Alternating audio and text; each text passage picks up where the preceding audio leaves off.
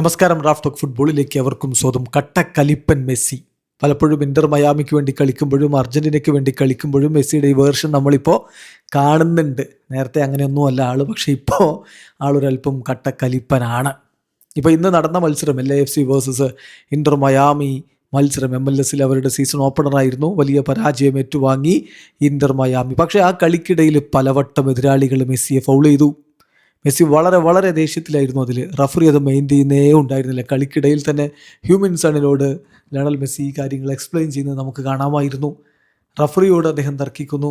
കളി കഴിഞ്ഞിട്ട് അദ്ദേഹം ഇങ്ങനെ കഴുത്ത് വേദനിക്കുന്നത് പിടിച്ചുകൊണ്ട് കയറിപ്പോകുന്ന കാഴ്ചയാണ് നമ്മൾ കണ്ടത്. കളി കഴിഞ്ഞിട്ട് നമ്മൾ കാണാത്തൊരു വീഡിയോ ഇപ്പോൾ പുറത്തു വന്നിട്ടുണ്ട്. ടണലിലൂടെ കടന്നു പോയതിന് ശേഷമുള്ള സംഭവമാണ്.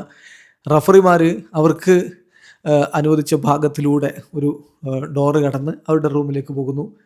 താരങ്ങൾ മറ്റൊരു ഭാഗത്തു കൂടിയാണ് പോകേണ്ടത്. പക്ഷേ ലയണൽ മെസ്സി കലിപ്പ് കയറി റഫറിയോട് ഉടക്കാൻ അല്ലെങ്കിൽ ഇടിക്കാൻ. മെസ്സിയുടെ പോക്കിൻ്റെ ഭാവം അങ്ങനെയാണ്. അതിലൂടെ കടന്നു പോവുകയാണ്. സുവാരസ് കൈപിടിച്ച് ഇങ്ങനെ പുറകോട്ട് വലിക്കുന്നുണ്ട്. എന്നിട്ട് സുവാരസിനെയും കൊണ്ട് ആ റൂമിനുള്ളിലേക്ക് പോകുന്ന മെസ്സിയാണ് നമ്മൾ കാണുന്ന വീഡിയോ ദൃശ്യങ്ങൾ. നിങ്ങൾക്കത് കൃത്യമായിട്ട് കാണാം. പക്ഷേ സുവാരസ് ഒരുവിധം പിന്നീട് ഇങ്ങോട്ട് തന്നെ കൊണ്ടുവരുന്നുണ്ട്. അതാണ് നൻപൻ. സംഗതി കൈവിട്ടു പോകും എന്ന് തോന്നുമ്പോൾ പിടിച്ചു വെച്ച് പ്രശ്നം ശാന്തമാക്കാൻ, ആ രംഗം വഷളാവാതിരിക്കാൻ കൃത്യമായിട്ട് ഇടപെട്ടിട്ടുണ്ട്. അല്ലാതെ അനാവശ്യമായിട്ട് പ്രോത്സാഹിപ്പിച്ച് സുഹൃത്തിനെ പ്രശ്നത്തിൽ കൊണ്ട് ചാടിക്കുന്നവനല്ല യഥാർത്ഥ സുഹൃത്ത്. സുവാരസ് അത് കൃത്യമായിട്ട് അവിടെ കാണിച്ചു തന്നിട്ടുണ്ട്.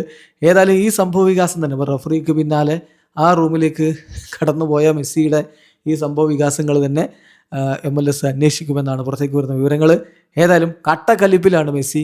ഇത് MLS മെസ്സിയുടെ വേറെ വേർഷനാണ്.